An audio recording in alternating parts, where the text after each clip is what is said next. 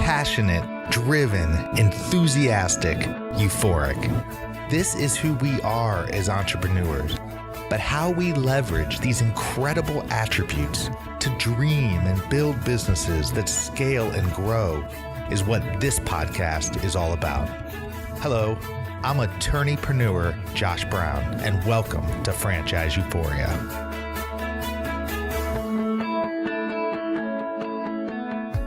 Hello, everybody. This is Josh Brown here for my pre-intro to the intro. Today, really excited, as you will see, to have Kevin Cope on the show. You will learn all about him, but what you need to know right now and what we talk about at the end of the show is that for the first 10 people who email me and put in the subject line Kevin Cope and tell me the 5 key metrics that Kevin speaks about throughout the course of this interview, I am going to send you a free copy of Kevin's #1 Wall Street Journal and New York Times best-selling business book. And trust me, I have read this thing. It is awesome. It goes beyond the motivational side and gets into the practical aspects, which we definitely talk about during this interview. So if you want a free copy of the book, be sure to email me, put in the subject line Kevin Cope, and tell me the 5 key metrics that he talks about. There's also a link that he speaks about at the end of the interview where you can get a significant discount on one of his programs that will help you become a better leader, a better business owner, and really help you along your entrepreneurial journey. So without further ado, I hope you enjoy the interview. Hello, and welcome to another episode of Franchise Euphoria. Josh Brown here, and thrilled to be joined by Kevin Cope. Kevin is the founder of Acumen Learning, the leader in business acumen training, and has since delivered courses in more than 30 countries to more than 100,000 people. For over 25 years, Kevin has promoted the idea that the brightest minds in business understand the essence of how a company makes money and use this knowledge to impact the bottom line. Kevin is also the author of a tremendous business book called Seeing the Big Picture, Business Acumen to Build Your Credibility, Career, and Company. Hello, Kevin, and welcome. Hi, Josh. Thanks for having me on your program. Absolutely. Well, I can't wait to dive into your book and other aspects of your business. But first, tell us a little bit about your story and how you really got into entrepreneurship. Yeah, I'd be happy to. So I've been in kind of the training and development consulting space for about 25 years. I built homes through college. I got a business finance degree.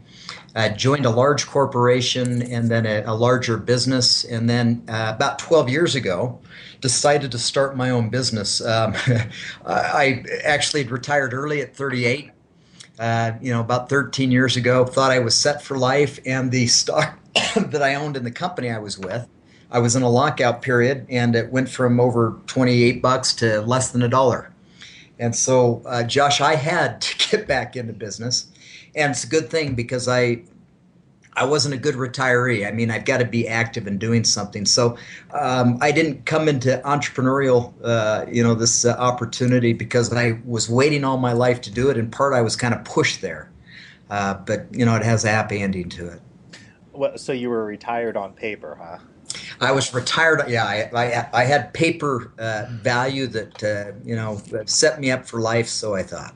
Well, it's kind of interesting, Kevin, because this would be a whole separate show, but I think the whole idea of retirement and the notion of it is changing these days. With the nature of when you find something you love to do, or when you get back into business, or you do something that's really a part of who you are, you really don't want to retire. I mean, my goal for myself, and I talk to a lot of entrepreneurs, they don't want to retire. They just want to have fun. They just want to have the freedom to do what they want when they want to do it, which will incorporate work. Yeah. No, I really resonate with that. I'm kind of in a place now. I'm 52. As I mentioned, I've had this business for about 12 years now, but I'm to a place where I love what I do. And I don't think I'll ever retire, but I'll kind of slowly phase where I've got more time off and more flexibility. I take about 8 weeks a year off now, and we'll probably expand that a bit over time. So retirement for me is not kind of an event, but sort of a slow transitioning of A little less time here and a little more time doing some other fun things that we enjoy doing. And you've got quite the family too. Don't you have like 6 kids or something? Yeah, we do. And that wasn't exactly planned. We had 4 boys, sort of hoping for that girl. And my wife had cancer. This has been, boy, about 20 years ago. And as a result, we couldn't have more. I'm still wanting that girl we adopted, Isabella. And then my wife got pregnant a few months later. So we sort of fell our way into these 6 kids, now aged 10 to 28. Wow, what a story. I mean, I have 2 daughters myself, so I mean, boy, is it great to have daughters. Yeah, that's different. it, it is, Enjoying it, but it is different. Yeah. well, I guess after having 4 boys, it'd be a real change. Well, that's a pretty incredible story. You know, it's funny. It reminds me of a entrepreneur and business owner that I know who just had his second child, but when he had just one child, one daughter, he was driving around with his sales manager, and the manager, says, so tell me about your family, and the guy says, well, I've got one daughter who's 2 years old, and the manager looked at him and said, oh, so you're barely a parent. Because he had 4 or 5 kids himself, and so I'm sure that resonates well with you. Yeah, no question. Well, tell us about Acumen Learning. I mean, I want to dive into the book. I really, like I said, a tremendous, tremendous business book. But let's first, I want to talk a little bit about Acumen Learning and about. It seems like it's really like you said, a training company, a sales training company. But tell us a little bit about that and what you do with Acumen Learning. Yeah, so a lot of our work is with some of the best brand names you'd recognize out there. We work with the General Electric, Coke, Verizon, and another 16 or 17 of the Fortune 50. So a lot of work with large organizations. We also have a lot of resources and tools for the individual within an organization of any size, whether they're starting their own, running their own, or an employee in a large organization. And so we in essence, teach business acumen, which I define as understanding how your company makes money and making good decisions around that money making process. And part of the reason I started this is I recognized, again, I needed to jump into something, but I recognized this real big gap that people have around understanding the business and financials. And I think part of that is because people specialize. They really get good at some kind of function, whether it be maybe it's management or operations or sales or IT, but they don't always see that big picture of how a company makes money. Or it could be a new business owner who really is passionate about maybe they love cooking, and so they decide to open a restaurant. And they kind of often miss this point of it's as much about running a business as it is about cooking really great meals, for your patrons at the restaurant. And a lot of people have a passion for the hobby or for what they're functionally good at, but really miss this piece of how their company makes money and how they can contribute to that money-making process. Well, that's fascinating. I think that's so relevant because, the audience for this show is made up of entrepreneurs who are starting and growing their businesses, as well as, a lot of individuals maybe who come from a corporate background and are looking to go buy a business, buy a franchise, or even some entrepreneurs that are growing through the franchise model. And it's just sort of interesting to me as I talk with people. Um, you do find that a lot of entrepreneurs this day they'll focus a lot on the passion side of things, um, but as you say so eloquently, and it's so true, they don't develop the business acumen. I mean, we all know it doesn't just happen overnight, and um, but I'm always amazed and surprised at um, how long it takes for some entrepreneurs to really hone in on the financials, even after they've gotten started in business. And in your book, Seeing the Big Picture, Business Acumen to Build Your Credibility, Career, and Company, I mean, you really focus on 5 key drivers. I'd love for you to talk about those, identify those, um, and really kind of sum up how you summed it all up into the 5 key metrics. Yeah, great question.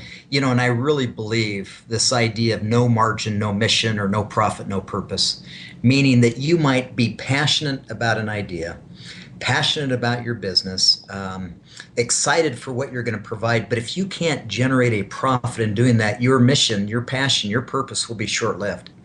And so this part of really running a business well is critical. And I believe, as you mentioned, Josh, 5 business drivers. So, if you or your listeners are taking notes and you got a piece of paper, maybe draw a diamond shape about 4 or 5 inches. A diamond shape. The top point of this 5 business driver model is cash. The right point is profit. The bottom point is assets. The left point is growth. And then right in the middle of that diamond model, between cash, profit, assets, and growth, people, if you'd write people in the center of that model. And those are the 5 business drivers. Now, the origin of these 5 really is a simple reflection of the financial statements that all companies put together. If you're a small company, a brand new startup, franchise, you create these statements for tax purposes. If you're a large company, you create these statements and you'd submit them to, the Securities and Exchange Commission and shareholders. So the first 3, cash, profit, and assets, reflect those 3 financial statements. Cash is the statement of cash flows. Profit is the profit and loss, so or the P&L or income statement. And then assets refers to the balance sheet. Growth is what drives value in any business, no matter your size. And growth is important for a myriad of reasons. And you make those 4 outside happen by people, which is your employees connecting well with your customers. So, Josh, that's the model. And I can speak to it for a minute, but let me just pause for a minute to see if that raises any questions for you. No, that's fantastic. It's such a great way to break it down because it touches on every key metric, which is obviously why you broke it down that way. But I think one thing I'd love I often talk about not only with clients but with just people in general and on my show about the importance of having enough cash on hand or having the ability to get enough cash or capital before you buy a business or expand a business. And I'm curious your thoughts based on your experience on, how much is enough of a nest egg to have? I mean, how much cash on hand, ideally, because every business is a little bit different, should you have on hand before you as an entrepreneur should go and buy a business or buy a franchise or grow your business? I mean, I know for myself, I always tell people when they're looking at a business to have at least 6 to 9 months of a Yeah. nest egg. I'm curious your thoughts on that. Yeah, it's an important point. And the number one reason a company will fail if it does is they underestimate their cash needs. And so for a brand new, business owner or a startup, they go into it believing, boy, as soon as I open the doors, I'll generate enough revenue to cover my costs. And so they plan for enough cash to get the doors open. And to your point, you're thinking 6 to 9 months. A lot of it depends on the cash conversion cycle and how much cash, capital expenditures, and cash outlays at the beginning of your business. But here's kind of how I think about it. I would, in your business plan, get a real detailed sense of what you think the future revenues and your future expenses will be. And that will give you a sense of, when will you be generating enough, revenues and incoming cash to cover those expenses.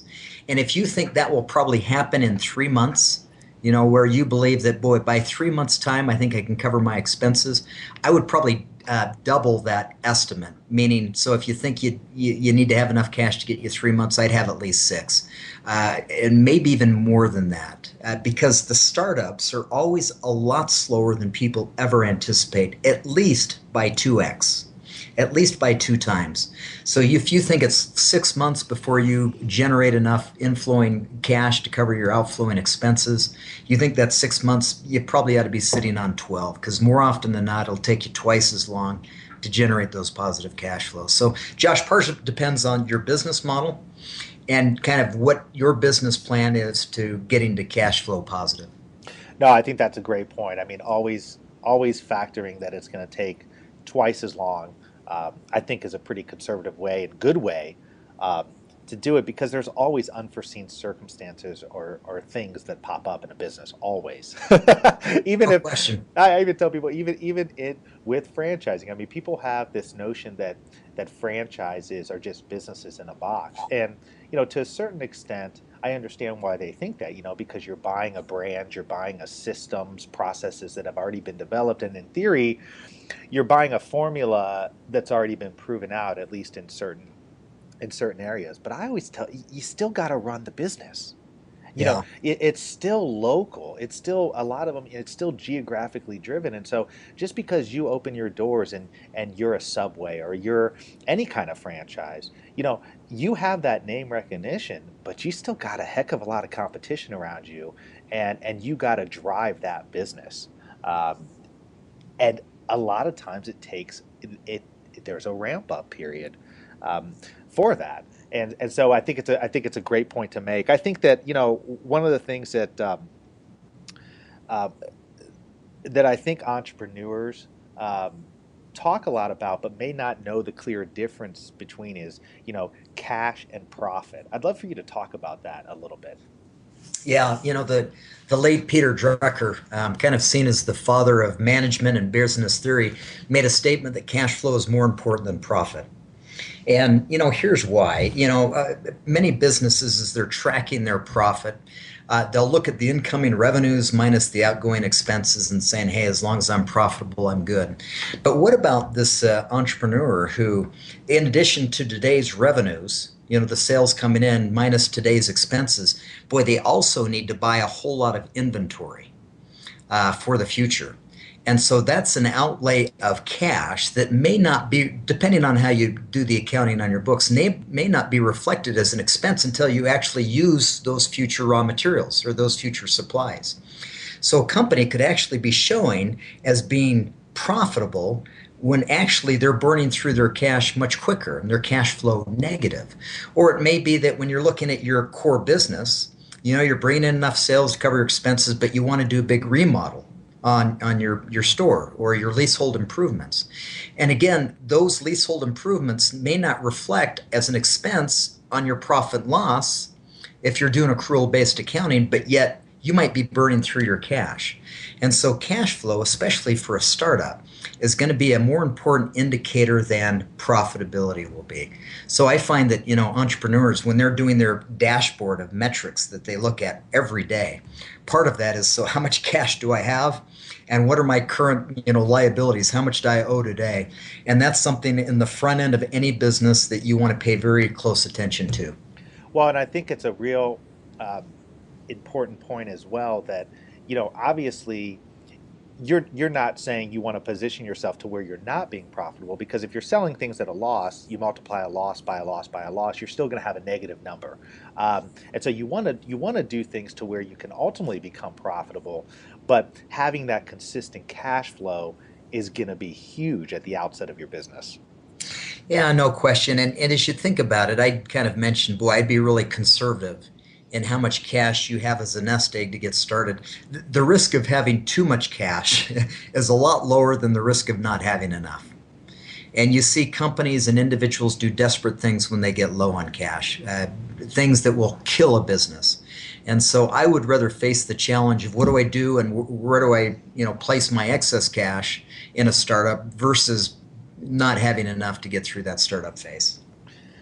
So I think you'd probably agree with this statement that you, as a business, you're either growing or you're dying. I mean, I don't think businesses these days are stagnant, right? I mean, there's many reasons. I think you talk about this in your book as well, that there's many reasons to want to grow a business. I mean, obviously, it's exciting for hires, for employees, and you've got to always be positioning yourself against competition that's coming in, that's trying to trying to defeat you.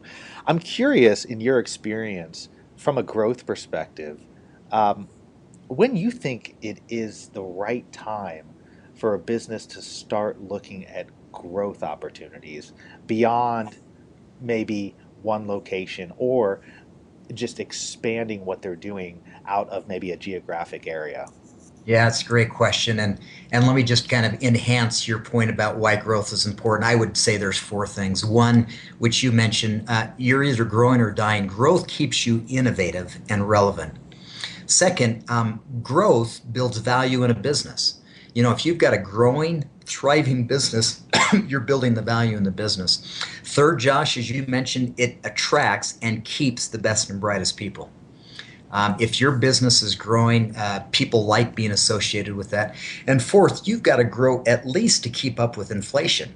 I mean, your employees are going to want a pay raise or a cost of living increase. They'd love to get a bonus.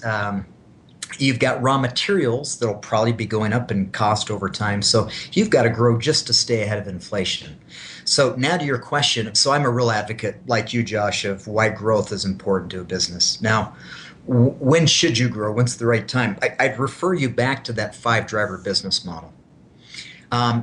Growth, the model is very interdependent in nature. If you focus on any one of those business drivers, it has an impact on the other four.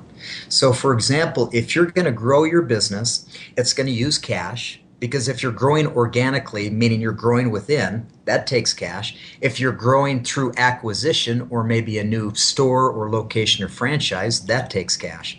It also impacts profit because when you invest in growth in the short term, it usually has a negative impact on profit in the short term. Also, your assets. You've got to have the financial means, the asset strength. Maybe you've got too much debt, or maybe you've got room to borrow money. So, the time to grow is when your cash, profit, assets can support it. And then also, people, meaning your employees, have the capacity and the customers have the interest to buy. So, my short answer to that, Josh, in summary, is the time to grow is when your cash, profit, assets, and people can support that growth. Oh, that makes perfect sense. I mean, I think you've touched upon this a little bit too with the people component, and we all know that no business can succeed long term without having good people, and yet, I see a real struggle for entrepreneurs in how they build their teams. And I'm curious your thoughts on how to build, and it's hard. I mean, I deal with it in my own business, eh, but how do you build a successful team around you to help grow a business? Yeah, and so first of all, no profit, no purpose. If your company isn't generating a profit, it's pretty hard to really step back and focus on your people. It's just hard to do because you're so much in a bootstrap, in a survival mode, that sometimes people take kind of a back seat. So part of it is run a good business, and that allows you to invest in people. Now, it's really kind of a circular thing because good people run a good business, and a good business allows you to invest in your people. About 4 years ago, I went through an interesting transition. So this was about year 7 or 8 in my business. And I got to a point where I realized, you know what, we're going to make it. We'd reached that point well before that. But I think it kind of dawned on me that we had a viable, successful business. And I started thinking about the kind of business that I wanted to build. And I should have done it earlier. But my focus in the last, 3, 4, 5 years has been as much about building a culture as it has about continuing to run a successful business. And part of that is, I believe, if you treat your people well, Sam Walton used to say, treat your employees like you want them to treat your best customer. I believe if you treat your employees well, you develop them, you engage them, they'll do the same thing with your customers. But also, it's much more rewarding to run a business where you've got a group of people that are engaged. They like what they do, they enjoy the people they do it with. And so for me, running a business is as much about the way we do it as it is about our ability to be successful in running this business. And Josh, ultimately, I think your people in many situations create the ultimate competitive advantage. Southwest Airlines, a lot of other companies tried to copy their model. They've had some real brilliance around their model. For example, you had United started TED and Delta started Song. But what they couldn't replicate was the culture that had been built into Southwest Airlines. So I think getting an engaged employee group is the ultimate competitive advantage for an organization. Well, I think that's so true. It, I remember talking to a client and a successful business owner a while back when I was looking to bring on, some assistance and some help, and I was talking to him, and I said, I really know where I'm going. I know what I want to do. I know how I want to do it. I'm just not sure, what's the best way to bring somebody on, or how to know how much to pay them, or this kind of things. And he said something to me that was really interesting that ties into your point about culture and vision and everything. And he said, uh, he said the thing that you got to do is you got to hire for where you're going, not where you're at. In other words, people will buy, generally good people, good employees, good teammates on your team will buy into your vision of where you're going if you lay it out for them and if you know where you're going. And that's the type of person you want to have on your team. I always thought that was great advice, and Yeah. I've tried to do that myself. Yeah, I like that. There's a great TED Talk out there. If you Google the top watch TED Talks of all time, I think number 2 or 3 is Simon Sinek. I love Simon Sinek. Yeah, start with Yeah, why, right? yeah, and you just described that, Josh. You can tell people what you do. You can describe how you do it, but if you can describe why you do it, that's where you get not only customers interested, but it's also where you get the best out of your employees. That's where you get not just their hands, not just their time, you get their thinking, you get their hearts into it.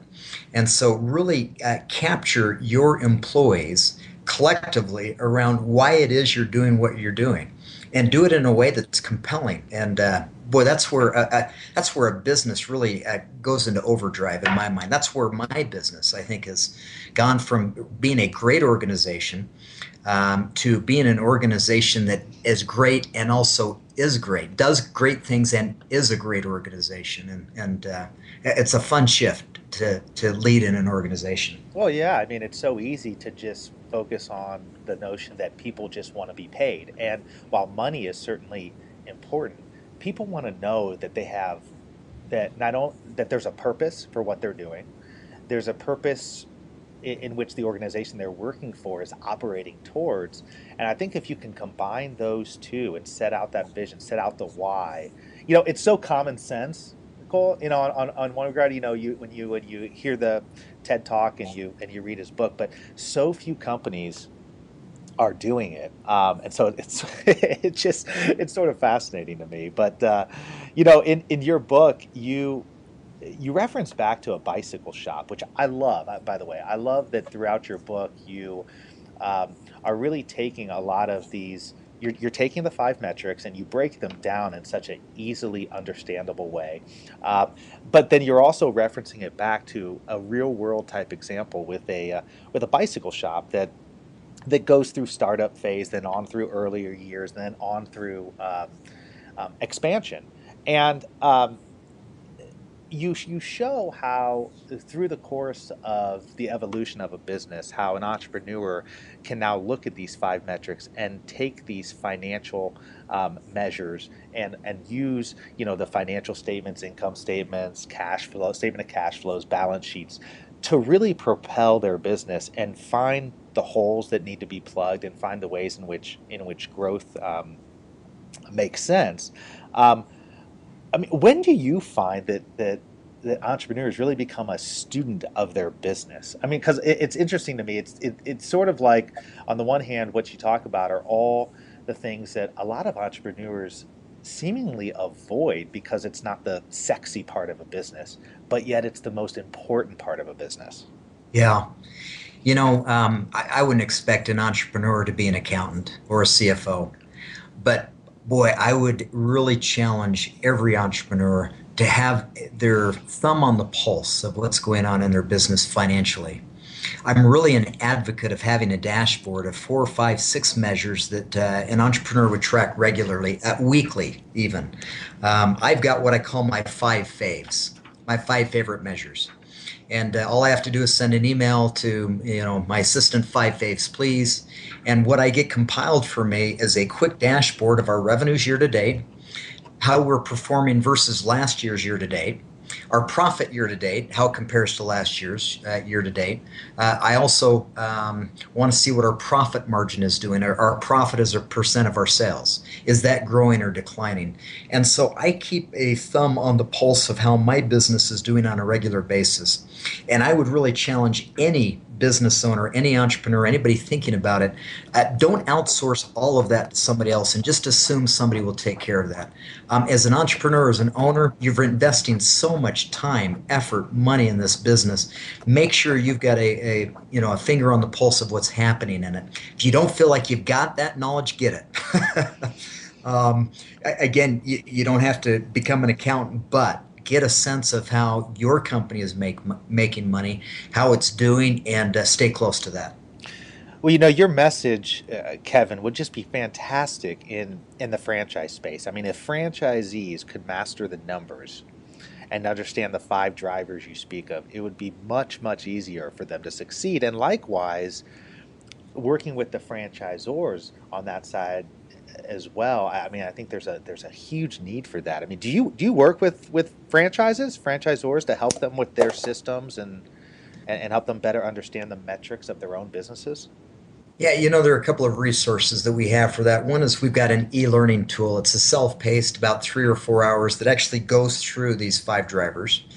It goes through then the financials and show how they connect. So they'll show you this e-learning tool will show you how to read a P&L, what are the key measures to look for, and what should you pay attention to. Do the same thing for the balance sheet and statement of cash flows. So that's a tool, and I believe my team set up for your listeners a landing page and a 50% discount on that if any of your listeners would be interested in that.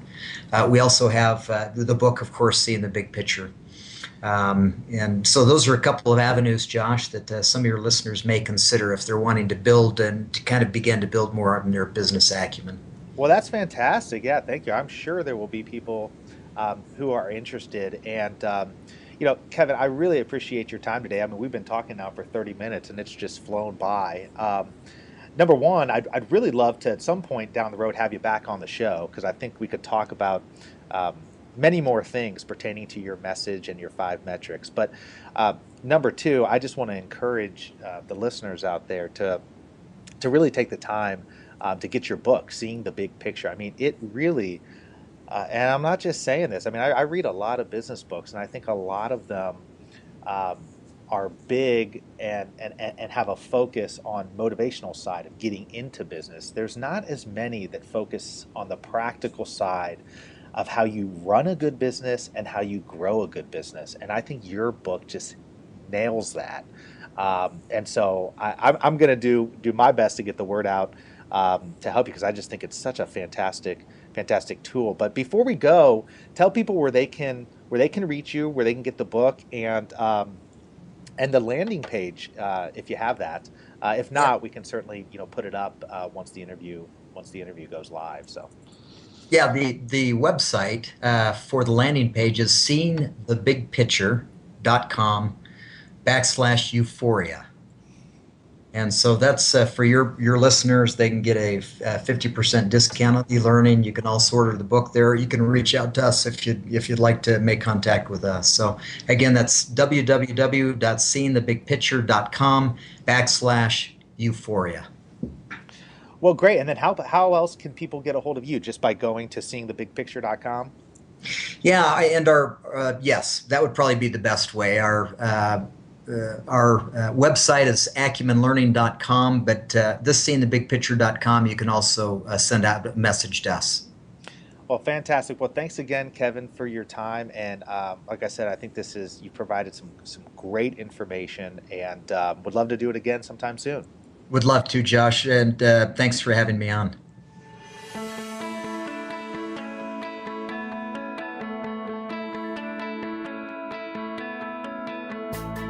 Thanks for being with us today on the Franchise Euphoria podcast. If you enjoyed this episode, please be sure to go to iTunes and provide a review. Also, please remember that although Josh Brown is a licensed and practicing attorney, nothing contained in this podcast should be construed as legal advice, because it is not. The information contained in this podcast is general and educational in nature, and none of it should be relied upon as legal advice. That being said, if you have questions for Josh and would like to contact him, please email him at josh@franchiseeuphoria.com. Thank you so much for listening, and we hope you tune in to our next weekly episode.